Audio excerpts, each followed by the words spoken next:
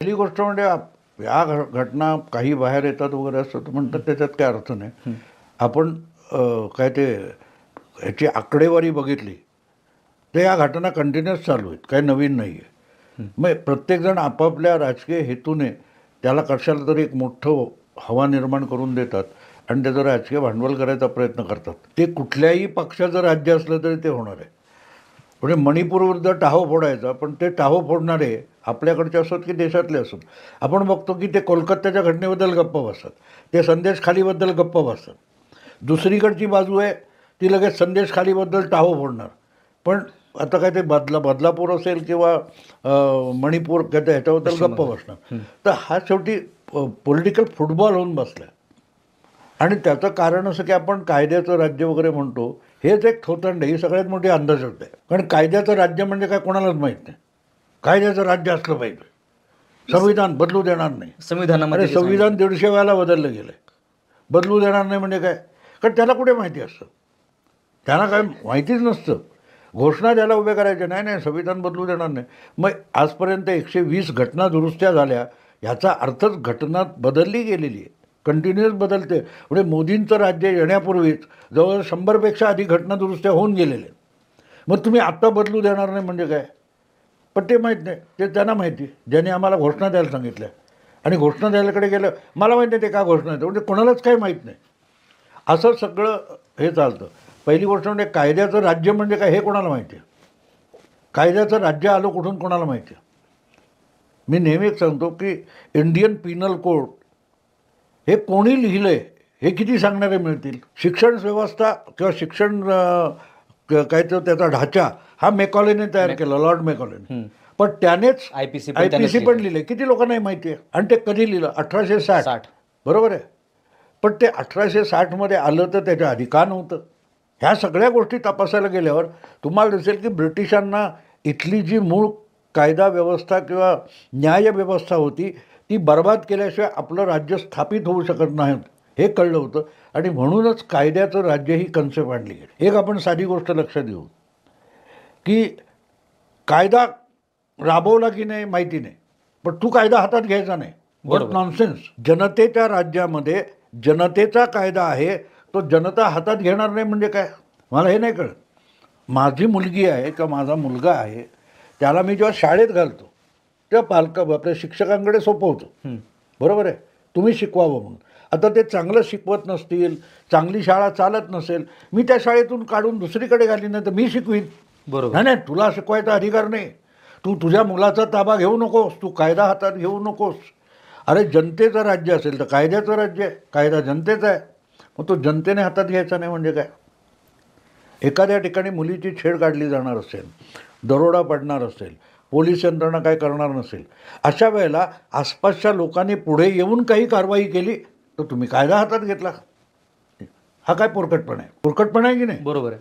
म्हणजे तुम्ही येऊन कंप्लेंट करा, तुम्ही त्याला डायरेक्ट ठोकायचं नाही. बरोबर की तुमच्यावर पण FIR दाखल होतो, त्यासाठी व्यवस्था आहे दुसरी. याला कायद्याचं राज्य होतं. म्हणजे गुन्हेगारांना कायदा संरक्षण देतो आणि सामान्य नागरिकाला कायदा कसलंही संरक्षण देत नाही. बरोबर.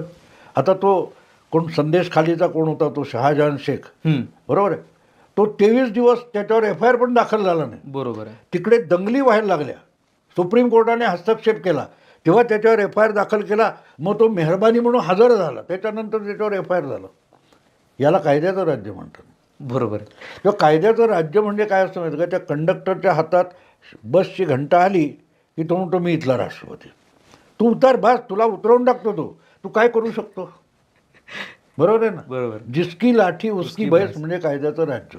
Opinion with gun. नाही, तोच मुद्दा काहीच नाही. मुद्दा सोपा आहे की कायद्याचं राज्य वगैरे म्हणतात, त्या मागणाऱ्यांना कायद्याचं राज्य, न्याय, आम्हाला वी वॉन्ट जस्टिस. अरे जस्टिस म्हणजे तुला काय माहिती आहे? माहिती नाही. उगाच ओरडत राहतात घोषणा. का घोषणा देत आहेत ते त्यांना माहीत नाही. हा सगळा कायद्याचा संविधानाचा थोतांड करून ठेवलेला. मग याच्यावर पर्याय काय? काहीतरी झालं पाहिजे ना नेमकं याच्यामध्ये. मध्यम पर्याय म्हणजे ही मूळ सिस्टीम बदलली पाहिजे आणि ती बदलण्याची मागणी पुढे आली पाहिजे. पण गंमत अशी आहे की तुम्हाला सगळे पॉलिटिशियन्स खेळवतात. मी आज ज्याला अन्याय म्हणतो, मग ते अशा रीतीने कायदा सरधोपटपणे राबवण्यावर निर्बंध लावा.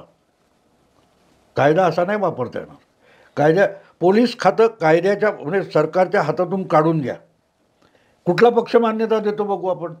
अमेरिकेमध्ये कायदा स्वयंभूपणे चालतो. देशाचा राष्ट्राध्यक्ष असो, राज्याचा गव्हर्नर असो, त्याच्यापेक्षाही त्या शहराच्या मेयरला अधिकार जास्त आहेत. मला आठवतं त्याप्रमाणे क्लिंटनची मुलगी होती, ती काहीतरी 16-17 वर्षाची असेल आणि ती पबमध्ये गेली. तर कोणीतरी हे केल्यावर लोकल पोलिसांनी येऊन तिला पकडली आणि फोन केला व्हाईट हाऊसला, याने तिला दंड भरा आणि घेऊन जा. त्याला ह्याच्यावर FIR करू की न करू हे त्यांनी राष्ट्राध्यक्षाला गव्हर्नरला विचारलं नाही. बरोबर आहे. मग इथे का होतं? आणि चालू असेल तर ते बदलायचं काय? नाही नाही, उद्या माझं राज्य आलं तर मला तेच करायचं ना. बरोबर आहे. प्रत्येकाला फक्त आपल्या संधीची वाट पाहायची. माझी संधी आली तर मी वापरतो. अर्णब गोस्वामीच्या विरोधात एका दिवसामध्ये 212 FIR दाखल होतात आणि बदलापुरात एक FIR दाखल व्हायला 50 परवानग्या मागवाव्या लागतात. हे काय प्रकरण आहे? किंवा उद्धव ठाकरेंचं सरकार असताना कोणालाही उचलून कुठेही बंद केलं जात होतं. अगदी पोलीस आयुक्तालयामध्ये मर्डरसाठी वापरलेलं वाहन आणून पोलीस आयुक्तांच्या आवारात लपवलं होतं ना. ती सचिन वाजेने मनसुख हिरेनला मारण्यासाठी जी गाडी वापरली होती त्याचा पोलीस सगळ्या महाराष्ट्रात शोध घेत होते आणि गाडी सापडली कुठे? तर मुंबई आयुक्तालयाच्या आवारात. त्या तिथे बसून मनसुखच्या मर्डरची काय ती खिचडी पकवली गेली कुठे? क्राईम ब्रँचच्या ऑफिसमध्ये. त्याच्यासाठी कोणी कोणाला जबाबदार धरायचं? तेव्हाचे गृहमंत्री आज षडयंत्र म्हणतात. पण तू गृहमंत्री होता, तू नेमलेला पोलीस आयुक्त होता, त्याने नेमलेला किंवा तू नेमलेला क्राईमचा इन्चार्ज होता. ते क्राईम करत होते तेव्हा तुम्ही काय करत होता? तो आरोप विरोधी नेत्याने केला तर तुम्ही म्हणता अहो त्याला ओसामा बिन लादेन कशाला बनवता? वाजे म्हणजे काय लादेन आहे का? आता तोच गृहमंत्री आज सांगतो की वाजेचं आणि देवेंद्रचं षडयंत्र होतं. अरे काय लाज लज्जा नावाचा प्रकार आहे की नाही? म्हणजे समजा जर पोलिसांना राजकीय हस्तक्षेपातनं जर वेगळं केलं तर ही परिस्थिती बदलू शकते का? बिलकुल बदलू शकते. त्यांना स्वयंभू अधिकार दिले पाहिजेत. आपल्याकडे असे अनेक चांगले अधिकारी झालेले आहेत. म्हणजे एक मला आठवतं एकापेक्षा एक चांगले अधिकारी कानिटकर म्हणून आमच्या शाळकरी वयामध्ये मुंबईचे पोलीस आयुक्त होते आणि पिंपुटकर मुंबई महापालिकेचे आयुक्त होते. त्यांचा इतका दबदबा होता. म्हणजे मला आठवतं मी अगदी 7वीत वगैरे काहीतरी होतो. आमच्या मुंबईत लालबागला गॅस कंपनी होती, त्याचा टँक फुटला होता, स्फोट झाला होता आणि ते झालं होतं तिथे आम्ही सगळे बघे होतो ना, पोरं म्हणून बघत होतो. तर तिथे आलेल्या डॉक्टर, महापालिकेचे कर्मचारी यांना एक माणूस पुढे येऊन जाब विचारत होता. तेव्हा तू कोण शाणा निघाला रे, आम्हाला शहाणपण शिकवायला वगैरे वगैरे वगैरे उद्धट होतं. त्याने ते सगळं भांडण वाढवू दिलं आणि मग सांगितलं मी मुंबईचा म्युन्सिपल कमिशनर आहे, त्यांचं नाव पिंपुटकर. काय पिंपुटकरचा धाक का होता? हा माणूस कुठे कडे टपकेल माहीत नव्हतं आणि त्याच्यात कोणी हस्तक्षेप आणि ढवळाढवळ करत नव्हतं. आज प्रॉब्लेम काय झाला आहे माहिती आहे का? की ह्याने बलात्कार केला पण त्याच्यावर FIR सुद्धा दाखल करायचा की नाही हे राज्यकर्त्याच्या मर्जीवर अवलंबून आहे. तिथे कायदा स्वयंभू राहिलेला नाही. कायदा हा लाचार झालेला आहे आणि त्याच्या पलीकडे जाऊन तुम्ही कायद्याकडे बघा. कायदा म्हणजे काय असतं? व्हॉट इज कायदा? What is law? प्लेटो हा ग्रीक विचारवंत म्हणतो की कुठल्याही सभ्य समाजाला कायद्याची गरजच नसते आणि कायदा जरी अस्तित्वात असला तरी बदमाश लोक त्याला बगल देऊन पुढे निघून जातात. खरं. त्यामुळे कायदा किती निरुपयोग आहे एका वाक्यात त्याने सांगितलेलं आहे. सभ्य समाज म्हणजे काय? मी ह्या समाजात राहतो, माझा इतरांना त्रास होऊ नये, त्यांचा मला त्रास होऊ नये या भावनेने जे लोक एका समाजात जगतात त्याला सभ्य समाज म्हणतात. मला ज्याला तक्रार करावी लागते याचा अर्थच आम्ही सभ्य समाज नाही आहोत आणि म्हणून आम्हाला कायदा आता व्हॉट इज कायदा? कायदा म्हणजे तरी काय असतं? Set of rules that are to be followed by people. What is rule? आता कोणी रूल म्हणजे सक्ती. बरोबर. तुला पसंत आहे, मान्य आहे, आवड आहे, निवड आहे, नो. लोकशाही पद्धतीने निवडून आलेल्या सरकारने लोकशाही पद्धतीने नाही. जिथे लोकशाही नाही आहे तिथे कायदा आहेच ना. हो. म्हणजे तिथे कोणतरी एक बसलं. लोकशाहीत तुम्हाला काय संधी देते? तुमच्यावर गुंडगिरी कोणी करावी, तुमच्याकडून खंडणी कोणी वसूल करावी हा असा निवडा. बाकी काय? तुम्हाला कोणाचा दट्ट्या पाहिजे तुम्ही ठरवा. सरकार अधिकृतरित्या पैसे घेतं त्याला टॅक्स म्हणतात. बरोबर आहे. बरोबर आहे. सचिन वाजे वसूल करतो सरकारी वर्दी पांघरून, त्याला खंडणी म्हणायची. पण दोघे एकच वसुली करतात, त्यांना अधिकार कुठून आला? कायद्यातून अधिकार मिळाला. त्यामुळे आपण जे म्हणतो ना की हा माफिया आहे, तो अरुण गवळी, दाऊद इब्राहिम वगैरे वगैरे, अरे they are government. If you are government they are government. आता त्यांना करोडो रुपयाची खंडणी कशाला पाहिजे? अरे त्यांना एक 500-1000 गुंडांची टोळी हे करावी लागते, त्यांचं खाणंपिणं बघावं लागतं, त्यांच्या केसेस लढवाव्या लागतात, त्यासाठी खर्च आहे ना. बरोबर. त्यासाठी त्यांनी लावलेला टॅक्स म्हणजे त्याला तुम्ही खंडणी म्हणता. पण सरकार घेतं ते काय होतं? पोलीस सिस्टीम असेल, तू कायदा काय 2 सुव्यवस्था. कोटी रुपये मिळवशील उद्या, हम्म. त्यात सरकार काय 30% 32% टॅक्स देणार. सरकारने त्यासाठी तुला आजपर्यंत काय मदत केली का नाही? काहीच नाही. पण तू कमावतोय पे मी. म्हणजे सरकार घेतं ती पण खंडणीच आहे ना, काहीही न करता. खरं, रस्ते नाही, कायदा त्या सुव्यवस्था अदानी नाही. अंबानीला आम्ही शिव्या म्हणणार, हा. लुच्चे लफंगे लुटारू म्हणणार, आणि परत त्यांच्याकडून जी खंडणी वसूल होते त्यावर राहुल गांधींची सरकारी चैन चालते. राहुल गांधींना त्यांच्या कुटुंबाला संरक्षण देण्यासाठी खर्च कुठून येतो? टॅक्सपेअरकडून. बरोबर. त्या टॅक्सपेअरमध्ये लार्जेस्ट टॅक्सपेअर कोण आहेत? अदानी आणि अंबानी. ह्याला चातुर्वर्ण्य म्हणतात. हे चातुर्वर्ण कसं? मी त्याला चातुर्वर्ण्य म्हणतो. कारण तू पिकवलेलं, तो पिछडा दलित कोण असेल त्याने पिकवलेलं धान्य घेणार, परत त्यालाच शिव्या घालणार. हा चातुर्वर्ण्य होता ना. हम्म. तू अछूत आहे, अस्पृश्य आहेस. बरोबर आहे. पण अदानी त्याने अंबानी पिकवलेलं याच्यासाठी- धान्य स्पृश्य होतं. बरोबर आहे ना? बरोबर आहे. त्या अदानी अंबानी अस्पृश्य आहेत, हम्म. पण त्यांनी भरलेला टॅक्स मात्र पाहिजे, कारण त्याच्यावर माझी चैन चालू आहे. चातुर्वर्ण्याची कन्सेप्ट इथे तशी आहे की नाही बघा.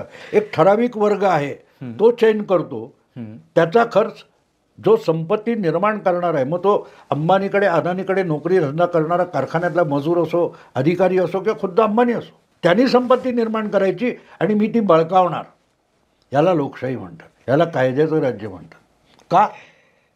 तुला मरायचं नाही ना, ते मार. नाही, त्याची गॅरंटी नाही ना, पण जगायची तरी गॅरंटी कुठे याच्यामध्ये, या सगळ्या याच्यामध्ये तुमच्या नाही, सगळ्या नाही, chaos मध्ये? फरक मी तुम्हाला एक सांगतो की एक मला आता नाव आठवत नाही, JC सिंग का JP सिंग असे होते, मुंबईतले 17 न्यायाधीश होते, आणि त्यांनी कोणाला तरी काही लाख रुपये उसने दिले होते, तो परत देत नाही. ते वसूल करण्यासाठी त्यांनी मुंबईच्या एका 17 न्यायाधीशाने छोटा शकीलला सुपारी दिली. So he is government. कायद्याच्या चौकटीत ते पैसे वसूल होऊ शकत नाही, म्हणून माफियाची मदत एक न्यायाधीश घेतो. मग त्यांना गव्हर्नमेंट का नाही म्हणायचं, ह्यांना गव्हर्नमेंट का म्हणायचं? कायद्याने का नाही होत? एक पोलीस कमिशनर, एक डेप्युटी पोलीस कमिशनर आश्वासन देतो की घाबरू नका, चिंता नाही, धमक्या आल्या त्याला किंमत देऊ नका. लोक त्याच्यावर विश्वास ठेवत नाहीत, त्या गुंडाला फी भरतात. बरोबर आहे, खंडणी भरतात, कारण की पोलीस बरोबर आहे. करतील की नाही गॅरंटी नाही. पोलिसांच्या कायद्यावर, सरकारच्या कायद्यावर त्यांचा विश्वास नाही. इतका दाऊद किंवा गवळी किंवा गुंड आहेत त्यांच्यावर आहे, कारण ते बोलले तर गोळी घालतील. पण पोलीस कमिशनरने गुन्हा माफ नाही असं म्हटलं तर पण हे मेलं झालं, याचा काय उपयोग नाही. हा काय करेल, पकडेल, आत ठेवेल, जेल कस्टडी, अमुक कस्टडीचा लपंडाव खेळत बसेल, वर्षानुवर्ष काय होणार नाही. पण दाऊदला सुपारी दिली, शूट होणार विषय. पण हे जर असं घडत गेलं तर आपण अनार्किझम म्हणू, ज्याला अराजकता पसरेल ना सगळीकडेच. मग आज अनाजकता नाही कोणी सांगितलं? ती डॉक्टर मुलगी सेफ होती का? Sadly no. गंमत असं असतं ना, आपली लॉटरी लागत नाही आपलं दुःख असतं की नाही, तसं लॉटरी न लागण्याची, आपल्या घरात कोणाच्यावर तरी बलात्कार होऊ नये याची लॉटरी लागली आपल्याला. कारण आपल्या घरी झालं नाही, दुसऱ्या कोणाच्या तरी झालं, वी आर हॅपी. आपल्याला वाटतं कायद्याचं राज्य आहे, कारण आपल्यापर्यंत आलं नाही, आपल्यापर्यंत आलं नाही.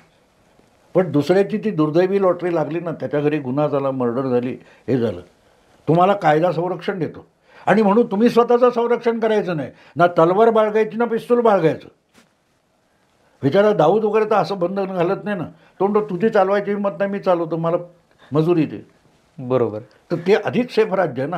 हे अराजकच आहे ज्याला आपण कायद्याचं राज्य म्हणतो. एक मुलगा त्या कुठेतरी त्या मुलीला त्या पाण्याने मारतो, आसपास लोक व्हिडिओ घेतात किंवा बघतात, पण हस्तक्षेप करत नाहीत. आणि एकदा सगळं सेफ झालं की त्यांच्यातलं वी वॉन्ट जस्टिस बिळातून बाहेर येतो, मेणबत्त्या लावणार. तू हस्तक्षेप का केला नाही? भीती, जीवाची भीती. कोणी सांगितलं जीवाची भीती? नाही भीती. त्या 50 लोकांनी जवळ जायची गरज नाही, त्याच्या हातात पाहणा होतं रे, बंदूक नव्हती, तो गोळी झाडू शकणार नव्हता. बरोबर. 50 लोकांनी मिळेल ते दगड त्याला मारले असते तरी ती मुलगी वाचली असती. तुम्ही का पुढे गेला नाहीत? नाही नाही, मला काय करायचं, आपलं नाही. आणि ते संपलं की मग आम्ही आलो. मग पुण्याहून सुप्रियाताई येणार, मुंबईहून उद्धव ठाकरे जाणार. पण उद्धव